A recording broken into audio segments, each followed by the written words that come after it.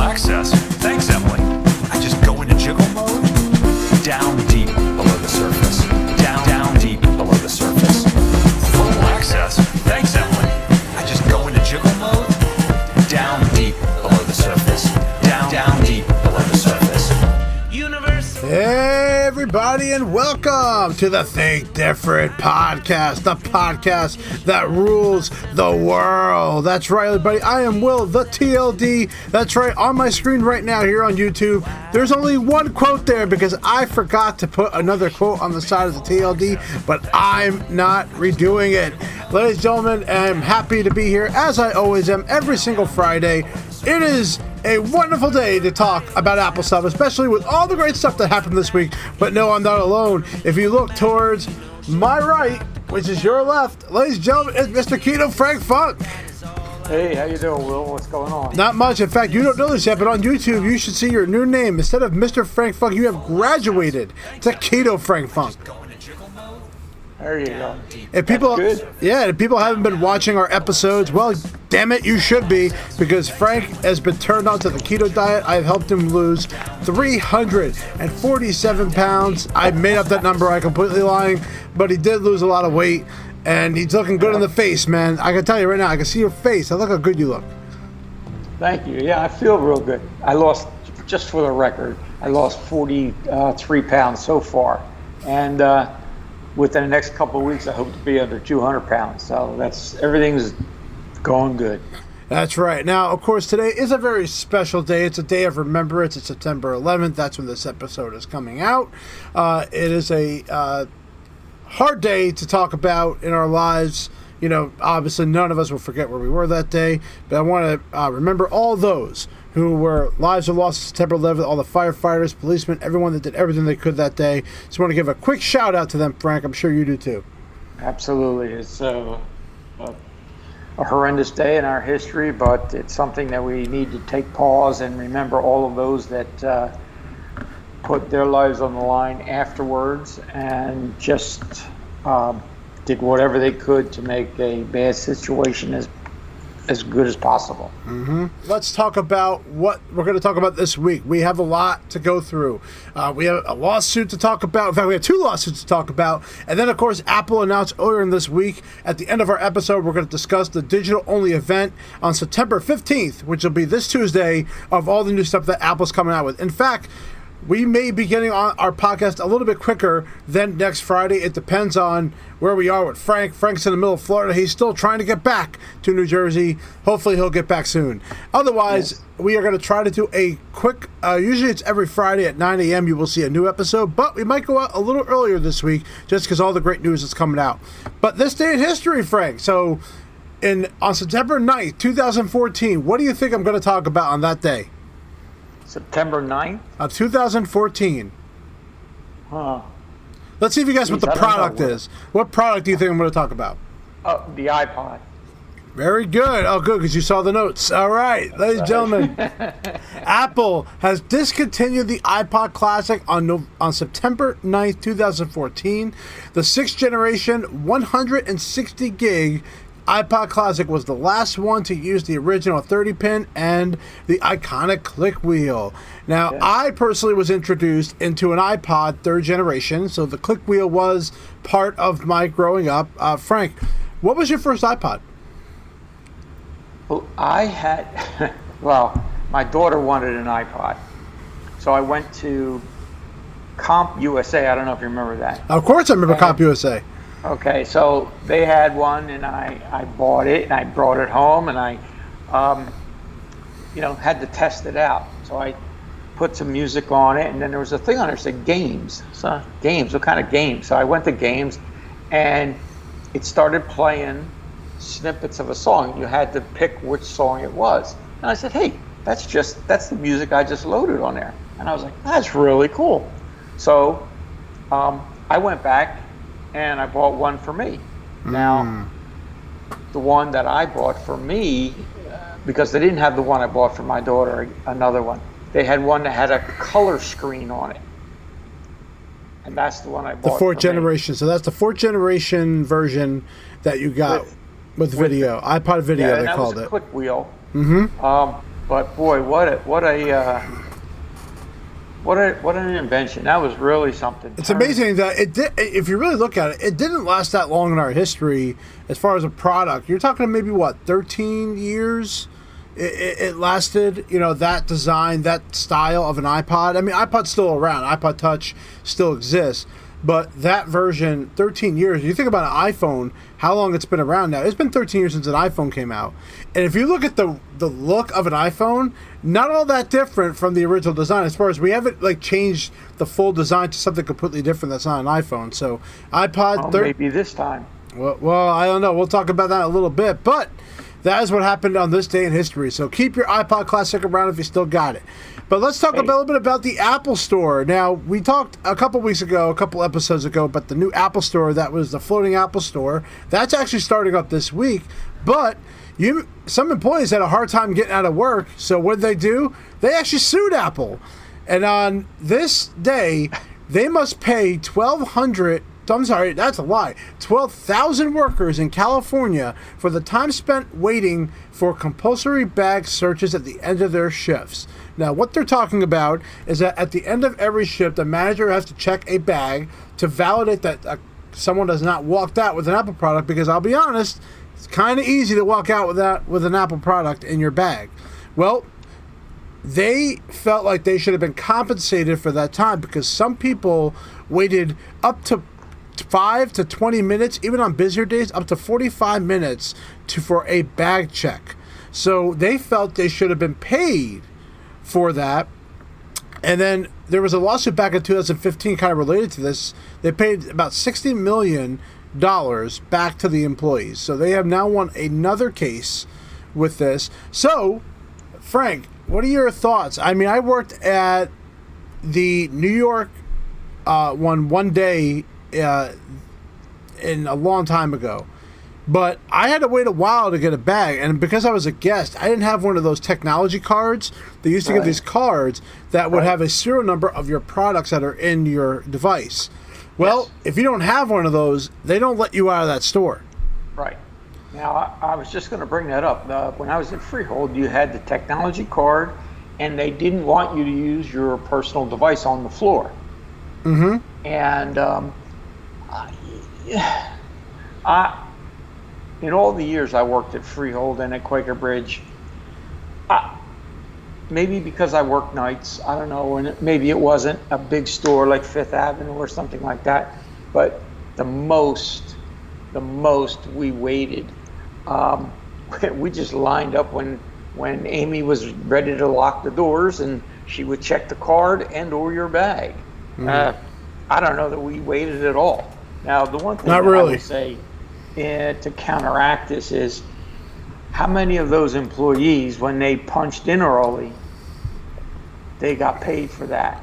Right. Because I know there are times, and I would just, 5-10 minutes early, I would punch in, go out on the floor. And they would not, they would always pay me. They never said, hey, you're not supposed to punch in till 5 or whatever it was. So, I don't know. I'd have to really... I'm kind of on the fence with this. I think it's kind of picky with all the other things that Apple does for their employees. But, what are you going to do? Well, it's in California, so. Yep. I'd be curious if other states would allow this to go work or not, especially in New York. I think New York is a good case for it because, like I said, when I waited as long as I did the one day, I could see why people get mad about that. You think about it, you're done with work, but you can't get out of the door for like 30 minutes. If that happened on a pretty regular basis, I think you'd be kind of pissed. And I think that it'd be better to, in my opinion, if Apple wanted to address this to stop this from happening, the only option is that after their bag is checked, you have to have an easy pay available to clock out, but you have to borrow someone else's iPad to do it, but then they get signed out of all their stuff on that device. So right. It's kind of like, what's the way to fix that?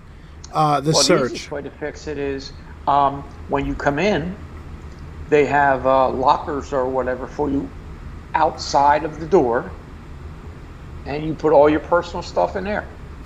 But then my argument will be, how often is that door closed that gets you back in? Hey, the only time you go back out there is when you're leaving. Mm-hmm. When you come in and when you leave. Yep. So I thought And then, you know, when you walk to that door, then you're checked. Do you have any equipment? Do you have anything with you? How many times did you walk? How many times did I walk out of there with Easy Pay? Yeah. Oh, that happened. I definitely have done that.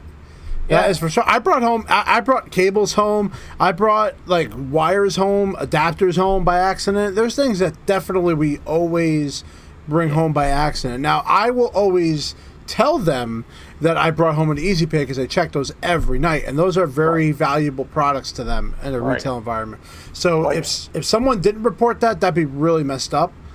That's for sure. But I know if I always walked out with it, I mean, it's very hard now. It's very hard to. I can't remember the last time I walked out with one, but I know I have. There have been a couple times I was 3/4 of the way home, and I realized I had an Easy Pay on me, and I'm like, God damn!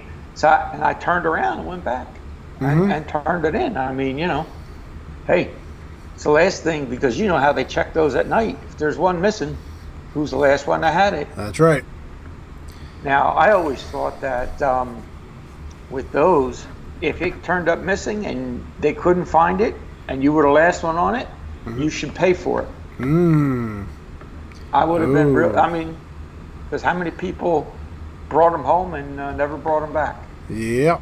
Whether intentionally or unintentionally. Well, maybe I would have had a real hard line on that.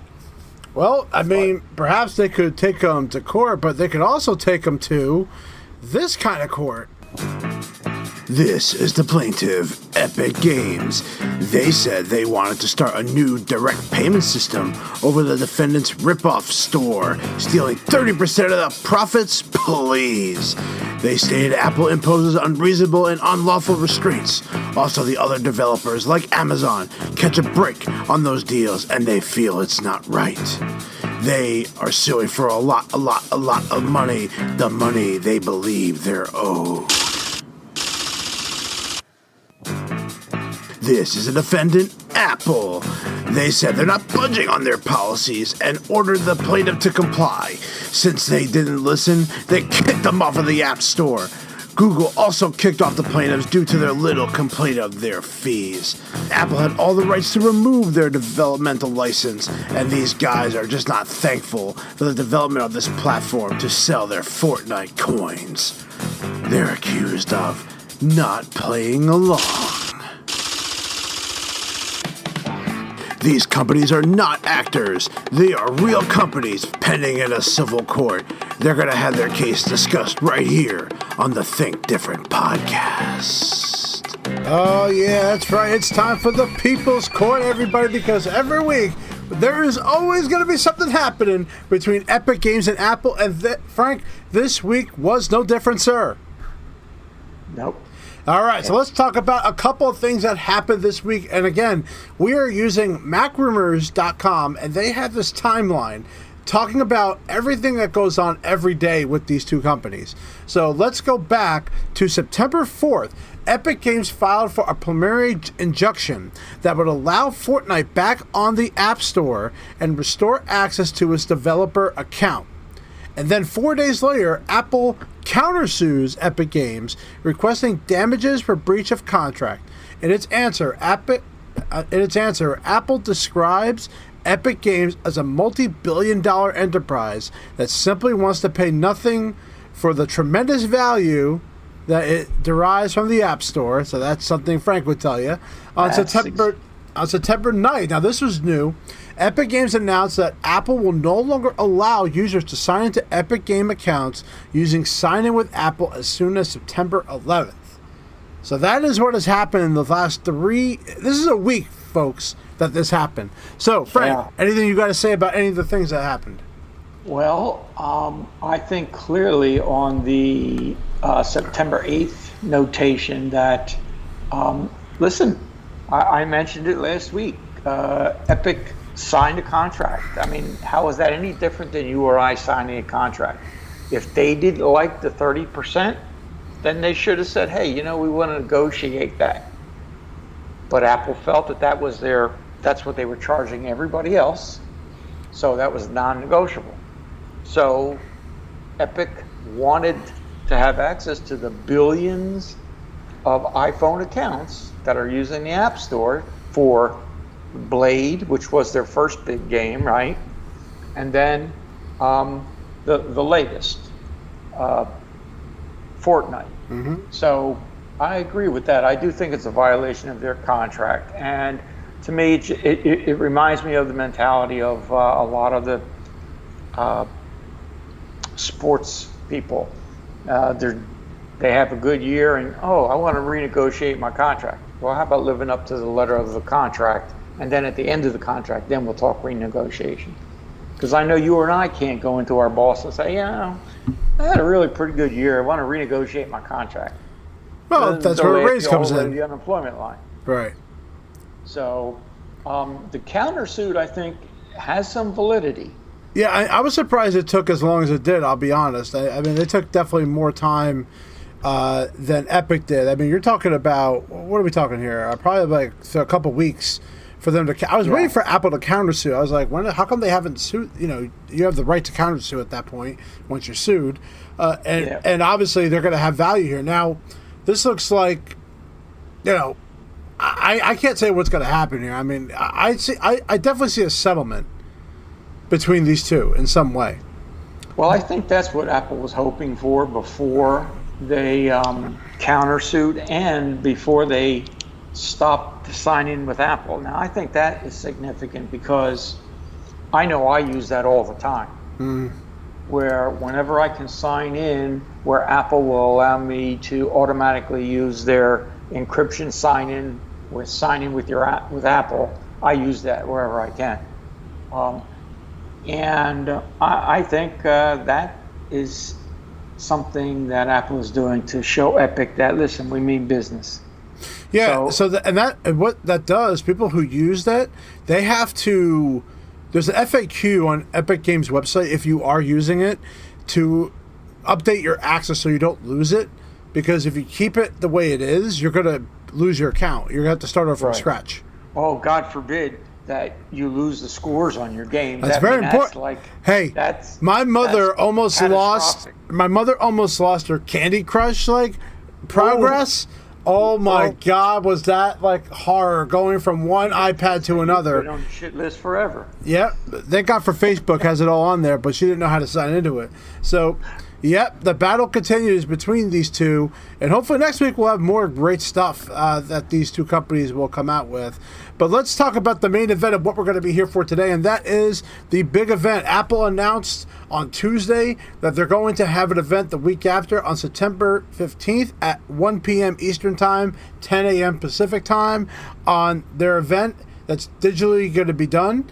One of the cool things they came out with was an augmented reality logo, so you can actually use that logo in different scenes, and it kind of moves the... if you look at the logo, it's like a bunch of blue circle lines all curved, and it can uncurve and go into like the date, which is really cool. So they did some cool stuff. But now let's talk about the rumors of what is going to happen. Of course, the number one guy that knows everything, Bloomberg's Mark Gurman. He's always the number one guy that knows all this stuff. But he believes that the iPhone 12 will not even be an appearance on this, even though the blue logo kind of symbolizes the newest phone that is color that's supposed to be coming. In fact, that's the color we used for this logo right now. Yeah, that's true. I didn't think of that.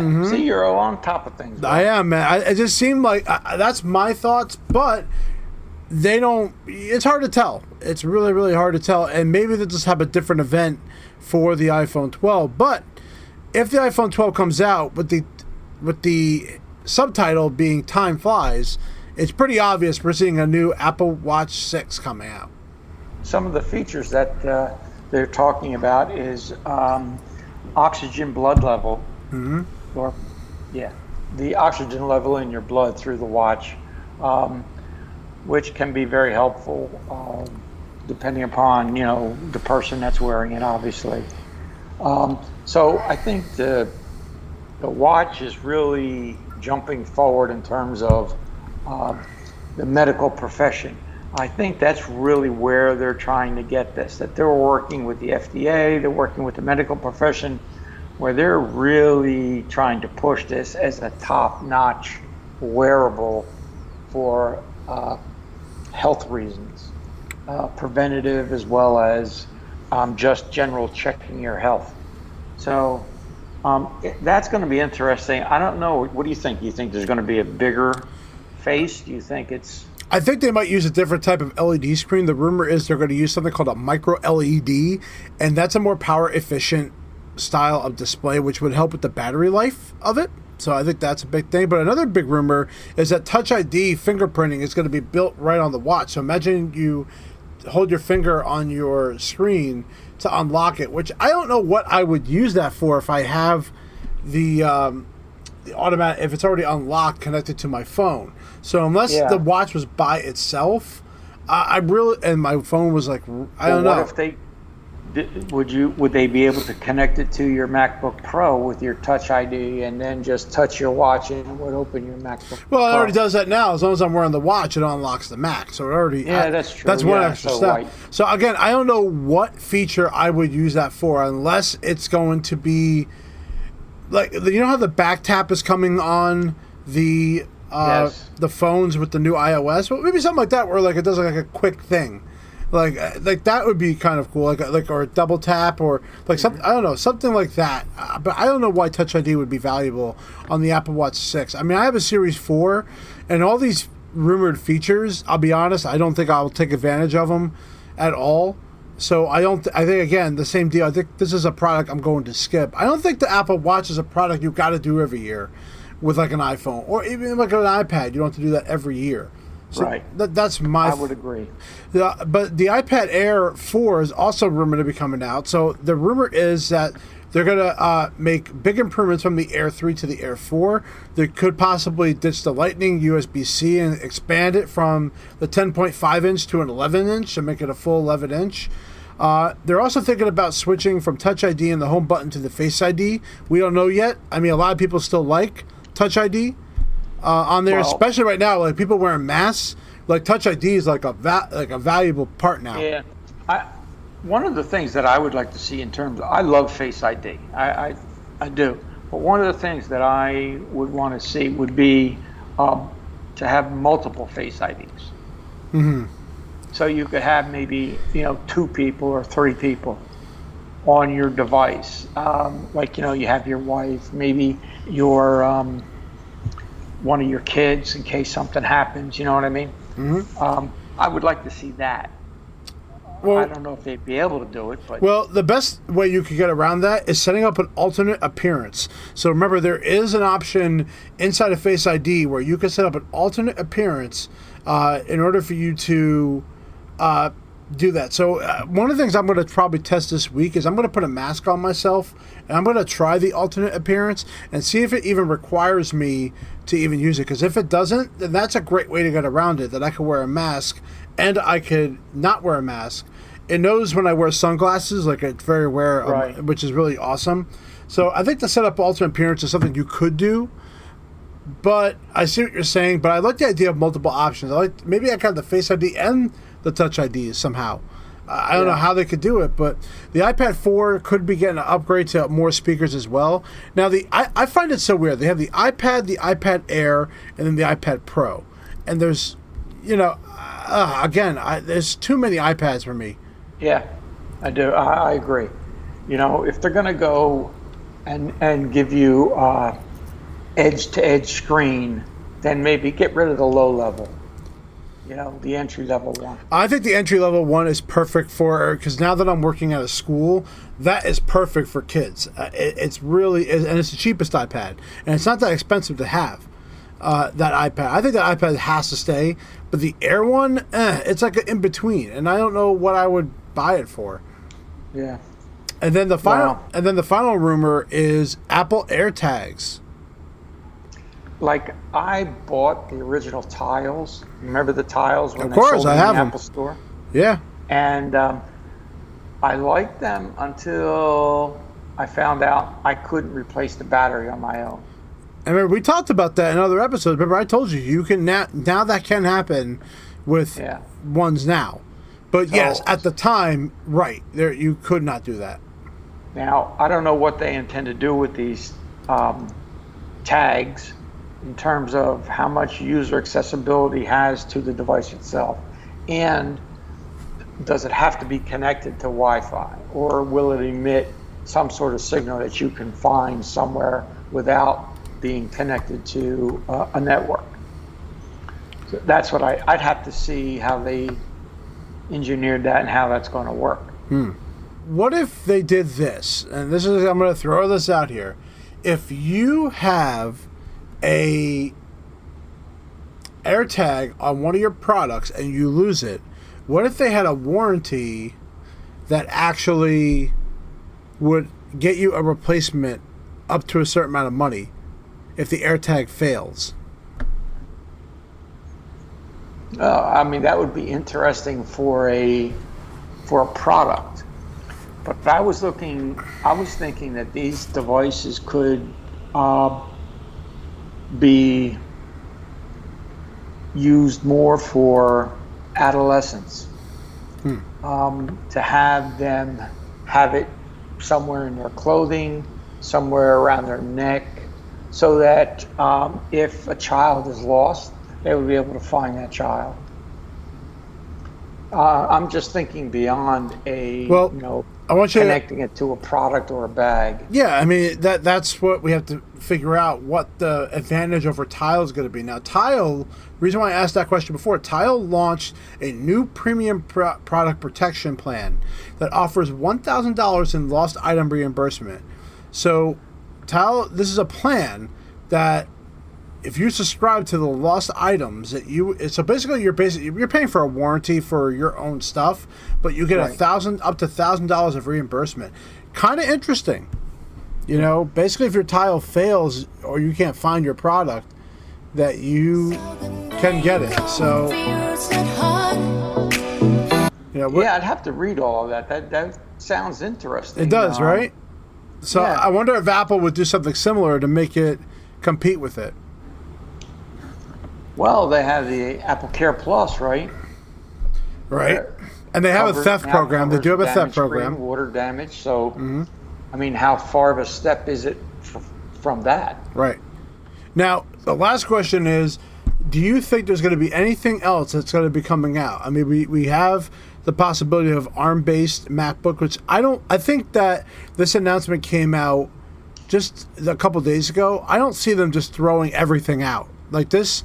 I think this required a little more time to get the build to it. I think the release of the ARM chips is going to be a big ballyhoo by itself. Yep, and I think the iPhone and that should be combined together. Yeah, I think this could be its own separate small event, and then we can have one more in October, because it's Techtober, baby. Techtober's coming up. That's right. And we should have an announcement there for the iPhone and the Mac together as one thing. Yeah. So don't get your hopes up, people, that this is going to be like the greatest thing in the world. I think you got to keep it smaller. I think that we're in a different time now where in the past, yes, September, they would just throw everything out at us. I don't think they're going to do that this time. So I think we have to cool our tits a little bit, and we have to... well, I got to tell you, I'm really anxious for the phone. I'm chomping at the bit. All right. I really want to see it. I want it. I'll be one of those people that stay up till 4 o'clock in the morning and order it. So sad, so sad. But I will tell you, I'm going to end today's with a great story I like to talk about. Well, my mother-in-law has decided to come up here and visit because we are having our baby shower for little Luke coming in December. And she decided to do the old school way of taking a piece of paper and printing out Google Maps on this piece of paper and driving up, because they only have the flip phones, right? They can't do GPS. So naturally, Frank, what do you think possibly happened? Oh, she forgot the paper. No, got lost. She got lost while having the papers. So poor my mother-in-law is like freaking out, finding out where to go. So I had to kind of find out what exit she was on and try to get her to a hotel for the first night while she's driving up from Florida to New Jersey. And then today, like, one road said it was East County line, but really it's North Carolina, and that messed her up. So when she got here, she was so frustrated to the point that as of today, I talked to my other friend Will, and we have purchased an iPhone SE for my mother-in-law. She has taken the move from Alrighty, being there a you flip go. phone to an iPhone because it's just not possible anymore to just print out directions and follow them. Well, I'll tell you, make sure you write down her Apple ID and her password and store it in your phone somewhere. You know, it's great. She has an iPad already, so I already know she has the experience, and she there you could go. she could likely be able to do this. Because watch what happens when all her apps start coming over from the iPad. She will be blown away. She's going to be like, wow. Yeah. And on that note, that is How our did it do episode that? for this week. We're hoping to come back earlier than we normally do next week for another episode to talk about the results of the Apple event in episode number 61. But this is episode 60. There are 59 other episodes that you can go enjoy. Thank you, Frank. I am Will, TLD, with one quote. We want to thank you for coming in this week for another episode of the Think Different podcast.